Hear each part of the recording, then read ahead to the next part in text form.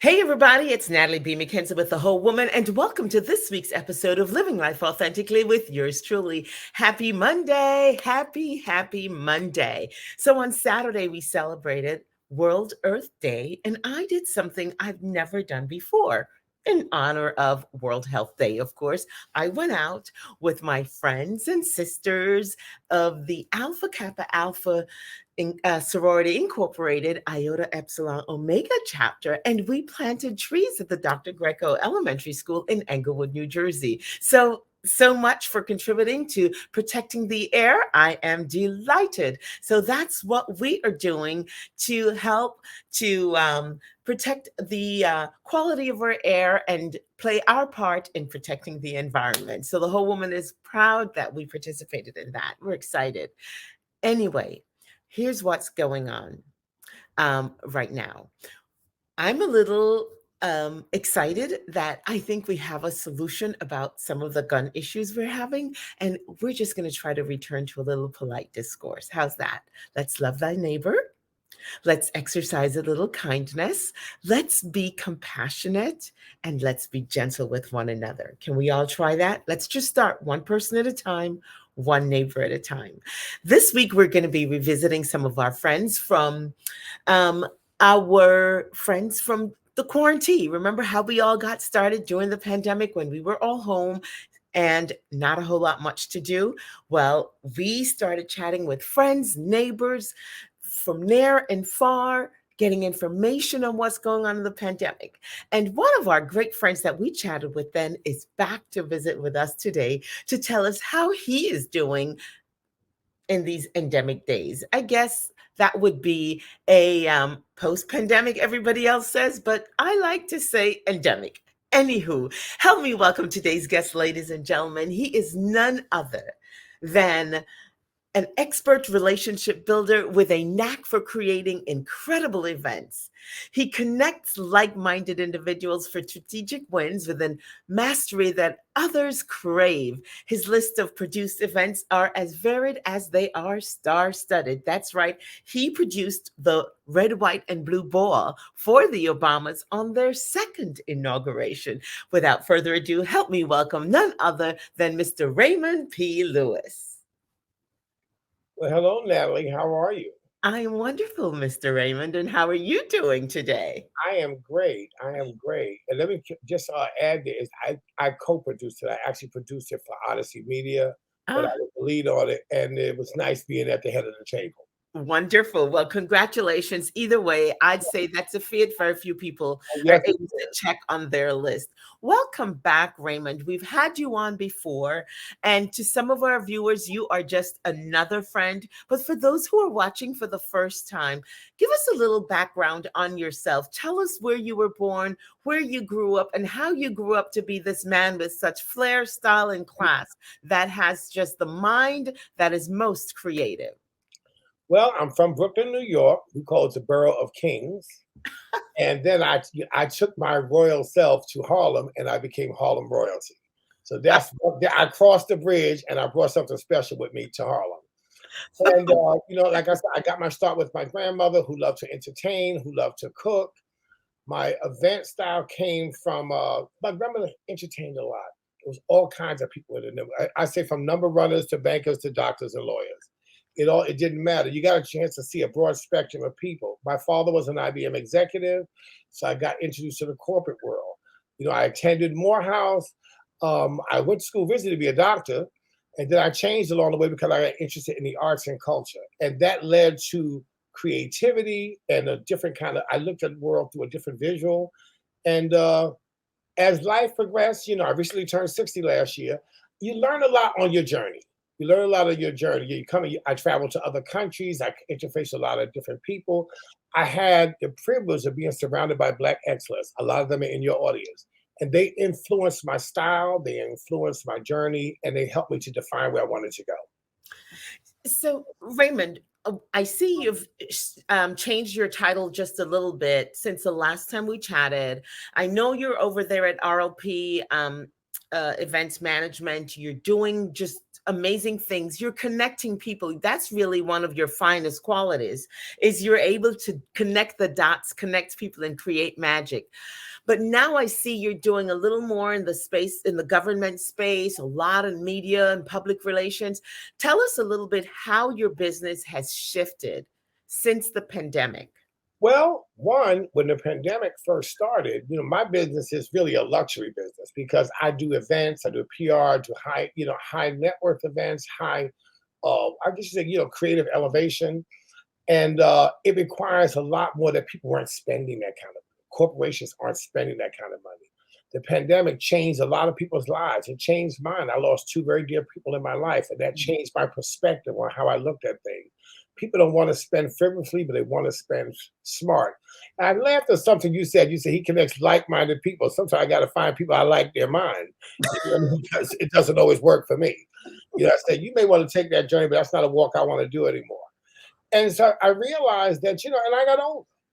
And I realized that I was seeing how people weren't holding things accountable. People weren't embracing life for where it was. We still have not really landed. Hmm. So I decided to take what I know and advise people. Government relations came because we have to apply for these grants, making sure we get a fair share of that money. Community relations, I'm an African American. I live in Harlem. We live in a community that's changing gradually. I want to make sure we're not displaced and we're not disenfranchised. I had to change my focus, make sure there was a voice in the room and a conscience for the community. You know, I live an alternative life. LGBTQs are under attack. I had to make sure that I represented that everybody counts, regardless of your journey and regardless of how you decide to take your personal human experience. There were lots of things that influenced what I want to do. Public relations, because we need to be heard, we need to be seen. Our communication devices in terms of print, news, and radio are changing, Mhm. and they're not taken seriously. We want to make sure that we give these kids something to look for, and they have to understand that we are leaving them something. I don't know how long I'm gonna live. I hope to live another 30, 40 years. But I'm looking at a generation of children that don't know the freedoms that they have lost. And I want to make sure we leave them something. So that's what changed my influence. Raymond, you just said something. These children don't understand the freedom they have lost. And that to me just opens up a whole nother conversation, because here we are thinking we're living in such a liberal place and living such liberal lifestyles, and suddenly the closet is no longer needed, and we can step out and be who we are and be addressed the way we want to be addressed. But what do you think is at risk in these times? What is it that you want to ensure these children do not lose sight of? Each other, Mm. their blackness, and that it counts. That there are a lot of people that came before them that gave them the right to be and not to be. They have a choice. We had a journey that required us to raise above, elevate our ambition, and we had to rely on excellence because it was what got us in the door. And even with all of that, we still would have to sometimes start in a compromised position. But like Sam Greeley said, the spook that sat by the door, when you get in, open the door and let somebody in. These days, they get in and they forget that. I'm not going to hold them accountable. I don't want to be negative, but I just want to say, hey guys, if you don't know how to keep this door open, it will close on you. So I want to be an example of this is what you need to know. And sometimes we have to pivot how we even teach them. We can't drill it in their head. We've got to show them another way. Sometimes I got to lose to win. But if winning keeps it going, I'm willing to do it. Raymond, when did you decide you needed to use your voice, your platform, and your access for activism versus for the next fun party, for the next event? Or were the events always a ploy so you could have access to make change? Well, everybody knows I like a good party. We can have a good party planning what we're going to do to the people who stormed the Capitol. You know what I mean?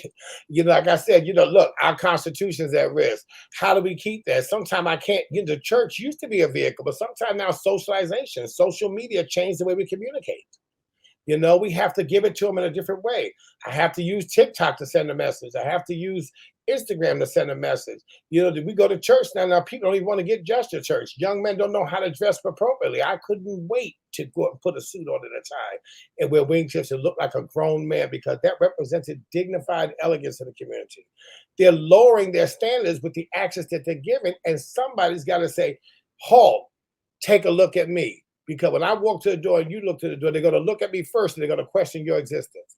I'm going to teach you how to walk in and be invisible if you want to, and how to walk in and be seen because you have to. Raymond, you received two significant awards just before the pandemic in 2019 and 2020. Did those awards change your perspective on how you were going to communicate out, or did it simply just widen the scope and elevate your voice? That's a good question. Because I think it did widen my scope. One was, well, actually both were during the pandemic. Mm. One was for, a boutique African American PR firm, because I realized that when I was looking at all the things that people are doing, they were not including people of color. I'm a black man. I live a black life. I want to be a good example of African American excellence at all times, and we were not being included. So I would go to the table and lobby, sometimes under duress of my own people, to say somebody's got to remember that we have to hold people accountable so that we can make sure that we get our fair share. That wasn't being done. And then when you sustain the losses in your life, everybody I know has something impacted. So when they were celebrating this holiday and that holiday, I said, we are a global family. This disease, this thing didn't have any boundaries. It didn't care where you came from, it didn't matter how much money you had, it didn't matter what color you had, where you lived. Everybody I know took a loss. So I started looking at things from a universal perspective. And I created the Uptown Rainbow Stage for all people, all colors, all journeys, and excellence in giving humanity a chance. I had the privilege of working on a Humanity of Connection campaign with AT&T, and I love the way that whole humanity of connection, how we're all connected on the internet, in life, in church. I wanted men to have more respect for women. I wanted women to have more respect for sons. I wanted broken families to know that just because the family's broken doesn't mean you still can't be a family. So I started thinking differently. I'm a single man. How do I make a contribution? I don't have children, but there are children that I care about. I wanted to think about the next generation because someone thought about me. When I shout out to the ancestors, I know they knew they weren't going to get out, but they were working hard so that we would have a better chance. The way I'm looking at work things going in the world right now, I'm working hard to make sure they have a better chance. Wow. What platform are you using now? Where are we finding you? Where can we connect with you? Where can we have join forces? Because it sounds like we're all speaking the same language, a section of us. And are we working together? Well, we are and we aren't. We have to take a look at what's going on in the world. That affects us. We have to take a look at what's going on in our country. And that affects us. The vote is very significant now. We have a challenged Democratic Party. We have a challenge to small businesses. We have a challenge to our communities. And how we make that work, our younger generations they've lost confidence in the voting process, and they don't understand how not voting can be very detrimental. It may not affect you now, but it will down the pipe. I said, you plan on having kids. What do you want for them? Don't think immediately. We got to teach them to forecast. So what I'm looking at is, get involved in your community boards, get involved in your communities. The ladies who are the links, the ladies who are in the sororities, the gentlemen who are the fraternities.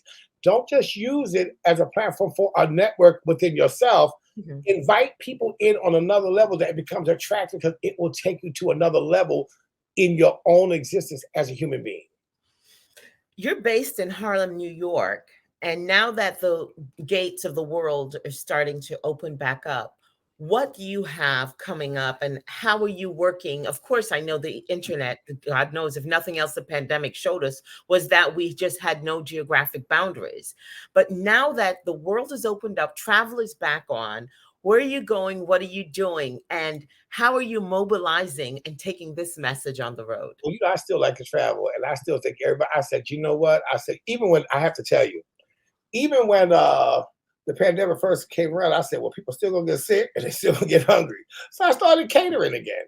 And I use food as a compass. Oh, you should have a dinner. You should entertain people. You should get to know people. I don't like to always do a deal on the phone, on the internet, or on a Zoom call. I invite people for dinner. I remember during the pandemic, we were locked in. I created reservation for one at a table for two. I would just have a candlelight dinner on Facebook, and whoever wanted to join me, you make your meal, but this is what I'm having. Wait, say the name? Reservation Some for company. I was lonely. You know, you said that and we're laughing about it, but let's talk about that. You mentioned being single, you were home alone, we were all quarantined to our homes. How did you, and I love that concept, reservation for one, dinner for two. How did you cope? And what friends did you make during the pandemic virtually? You know what's very interesting? You think about this. Our lives move so fast. Our life, you know how we had smartphones and smart TV. We had a smart life. I don't think I ever spent 3, 4 months in my house in my whole life that long on one stretch. So I had to learn me. I started to read. I realized I had gotten away from things that I had done before. I started to read. I went back to watching old movies. I looked at arts on the internet. I looked at exhibits on the internet. I used the internet to my advantage. I have a friend, Dr. Yolanda Barrio. She said, Google is your best friend. I would look on and find all kinds of stuff. Things that I needed to do, I went back and studied. It was all right there. I got a chance to figure out things I wanted to do and develop new interests because I had time to take an interest in myself. I gave myself a chance and I learned something new that I like me. I love it. And I love spending time with me. And I don't have to always be at a club or have a party, but I do like a party. You know what I mean? I got to tell you, Raymond, during the pandemic, one of the things I learned about me, I really am an introvert. I fake it nicely when I go out, but I enjoy being home. And when it was time to get out, I was kicking and screaming, going, no, I like this alone at home. And, I love my husband. I like my husband. He's my bud. So I had no problem hanging out with him. Well, that's a good thing. But for the people out there that don't have a husband, you better figure out a way to get one. Like I said, reservation for one and a table for two. Let's have a book reading club. Yeah. Let's look at exhibits or let's get together and buy art. Let's look together and just have a conversation. We learned a different way of interacting with each other. And I mean, the world is opening up, but I don't want to rush. I don't want life to move back into me. I want to move into life. I still I value my time now with myself. Before, I always felt like I need to go places. By the time I get dressed, I'm ready to stay. I'm very selective on what I do now. And sometimes give people a chance to miss you. I love that, Raymond. I said I activated my no button. And I really went with my gut and not my calendar. So now my life is driven by what I want and not what my calendar says. So even though I may have gotten the ticket or said, yes, I'll think about it and support the event and the cause, I don't have to show up. That's right. And you're right. I journal. I started writing again. But I see these young people, they don't even know how to do penmanship. Well, you need to learn it. How do you not know how to write a letter? You know what I mean? That doesn't make any sense. And that's because we've taken our eye off of education. Like I said, I got into things I had forgotten that I like, and we want to be an example of that. When's the last time someone wrote you a letter? I love people love when they get a note because it takes you time. You got to rethink it. Sometimes I have to read things 3 or 4 times because I haven't written it so long, and I don't want to look like I'm illiterate. So I have to write it down and then say, okay, let me take my time and get this right so they'll think it was sent by Ray Charles and not Raymond Lewis. You crazy. Raymond, you crack. I said, it's for me, believe it or not. You just gave me an idea because Cheryl B. Walker talked about letter writing a few weeks ago on Letter Writing Day and I reposted her video because it hit me so much so because I grew up in the era of having a pen pal and letter writing and having to send thank you notes and the whole 9 yards. And I thought, and then when you talked about reservation for one, dinner for two, I think we all should get together after writing love letters to one another and have dinner. I think that'd be a great idea. That idea came from in Italy. They would have wine at a certain hour when they would salute them, and they would have it on this little clip. They would all like cling through the windows. And I said, we can do that online. We know how to get together and Zoom and talk to each other. Let's do it over dinner. I would light the candles, lay out 3 outfits. I would get dressed for dinner. It became quite a little bit of hit because people like, I said, I got all these clothes here. I'm not letting them go to waste. I like getting dressed up. I love it. I enjoyed doing quarantine during the pandemic because it gave me a chance to get dressed up, and I got dressed from head to toe every day, except I had slippers on. So I enjoyed it.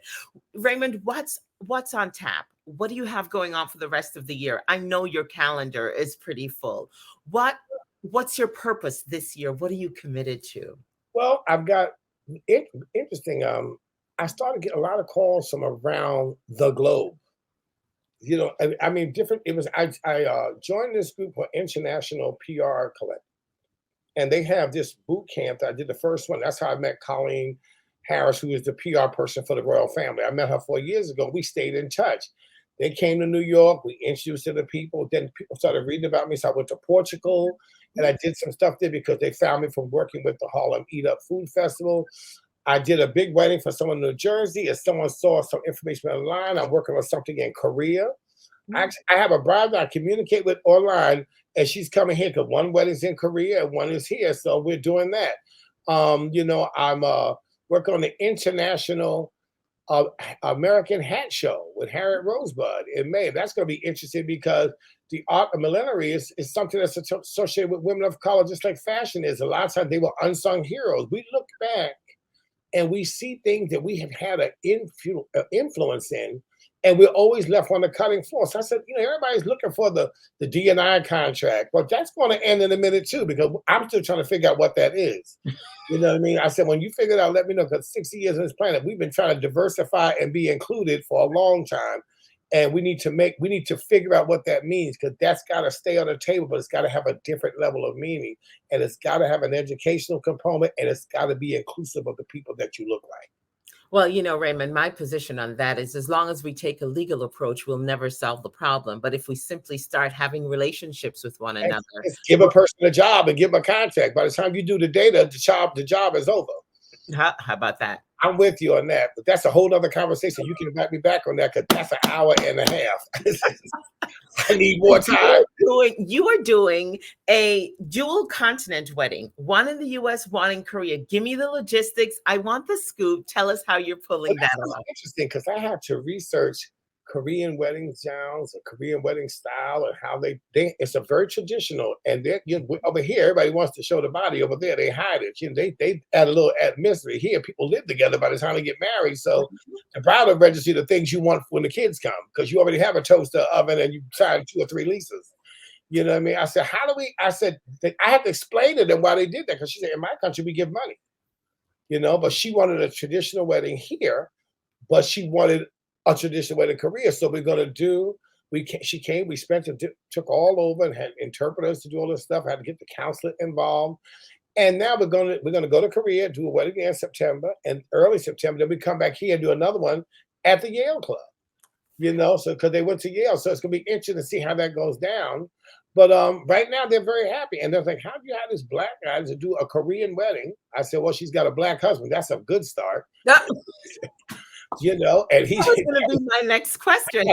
I had a lead in, from the family, but she trusted me. I had to gain her trust, and that was interesting. But I learned that when I did the Cannes Lions Festival, and I was invited to cook.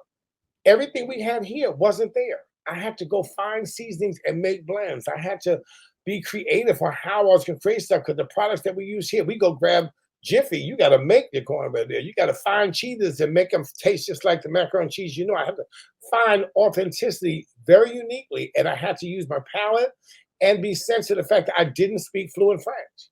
So, it's how you communicate with people. I gained their trust. And, I think, I got a good personality. I can, kind of make some strides when it comes to getting to know people, Raymond, you won't get lost or go hungry in any strange land. And you really don't need to speak the language of the people, because you speak the love language, and you are very enigmatic. You're charismatic, you're enigmatic. It's awesome to really always get a chance to chat with you. It never seems to be enough time. You are the multicultural man that creates relationships all across the spectrum. So you've got this major wedding coming up at the end of the year. Are you mentoring any young men and young women? All the time. I mean, I work with explorers, in the NYPD. I work with young people in my neighborhood. You'd be surprised how many are lost. I have two I mentor right now, and believe me, when we mentor our children here, it's not the same as it used to be. You have to go in because a lot of times you're mentoring children who get a good relationship with you and understand what you say, and then they go back into a chaotic and traumatic situation, and they come back and you got to start again. And you got to be prepared. They're going to fail more than once, and you've got to be more forgiving and more understanding. If I walk away from it, their belief system is gone. So you have to hold them accountable. Sometimes I have to be a little firm, but I've got to do it in the spirit of love. That's That's it. the journey. That's what I learned. You can't beat them over the head. You know, you want to beat them over the head, but that's not, they're getting that at home. I've got to get in that head and, like you said, and work with it. And sometimes you got to navigate yourself to the family, but it's good. I'm teaching. I find that there are people I know that love cooking. And I taught them, I showed them how to do an inventory. How I said whatever takes the longest to cook is what you start with first. But I'm showing them events. That's the first thing you've got to do is you've got to look the part. You can't look like you just ran away. You got to look like you showed up for the job. You know, I said, dressing with your pants hanging down is a turnoff to them, and it's a turnoff to me. And it's not part of my brand, and it doesn't work here at all. So if you can't come in the door looking like you came to work, I suggest you go find you a classified. Here's a Metro card. God bless you. May heaven smile upon you. I have no time for it. Good I for you. hold them very hard accountable there. I said, I don't care what you do outside that door, but when you walk in this place, you came to learn. And that's the only, I don't accept failure for you. I only want people who want to win, but I Good want for them all to win. Good for you, Raymond, because they will appreciate it tomorrow. How can we find you? How are we staying in touch with you? And how can we engage RP Lewis and Associates for our next special occasion? Just call me. I'm gonna tell you, just call me. But I have the website, www.rplewisassociates.com. I have my email. Your producer has it on the screen. You can Google me. And most people know me. I mean, I'm not on the run. You can look up. I got some good stuff out there. And I like to hear from people. And sometimes you just want to know the answer or you want to know how to. I love the art of teaching. You get more things from when you share. Don't even a recipe. I don't mind if you get my recipe because you can't cook it like me. You're gonna do it your way because that's your palate. When I cook it, it's the right thing. You know, That's the spirit. That's the spirit of so sharing and giving. That's wonderful. Raymond, it is always such a pleasure talking with you. And I have such a respect and admiration for the way you go about doing things because you truly expand your wings. You have no limits. You're limitless in your thinking and you're so gregarious. Always a pleasure to be around. Ladies and gentlemen, we have been talking with Raymond P. Lewis, public media, government, and community relations consultant. He is the founder of RP Lewis and Associates. And if you want an event done with grace, style, and a whole lot of flair, he's the man for it. thank you so much. It's always a pleasure to be here. I love talking to you. You have the most beautiful smile. It always makes you want to just talk for a long time. I'll be back. And I like to talk about some of the things we do. And we should talk about how we can get some of the younger people on the show the next time to talk about what they've learned from us and what they would like to learn from us. Raymond, you're full of ideas and I love them all. Let's talk about it. Let's make it happen. Thank you so much for joining us. You're welcome. You have a wonderful evening. Thank you so much. Thank you for joining. Ladies and gentlemen, here in the world of the whole woman, there's so much going on. And as I said before, I invite you all to join us to return to a world of gentleness, kindness, and compassion, where we're thinking of our neighbors as a friend and less of a foe. So we're going to start one person at a time with just a little bit of kindness. In the meantime, ladies, some of you have already received information on how you can join us for our spring summer retreat to be held June 23rd through the 26th here in New Jersey on the shores down in the Cape May area. And we have a few spots left. If you haven't yet gotten in, please send us a message, DM us, send us an email, join our newsletter so you can find out more about how you can celebrate with us. You can reset, you can rest, you can recuperate and regenerate as we regrow and we rebirth during this period. I'm Natalie B. McKenzie, and it's been an absolute pleasure chatting with you today. We enjoyed chatting with you, Raymond P. Lewis. We wish you enough life to live, enough joy to give, enough love to share. I wish you enough. Good night.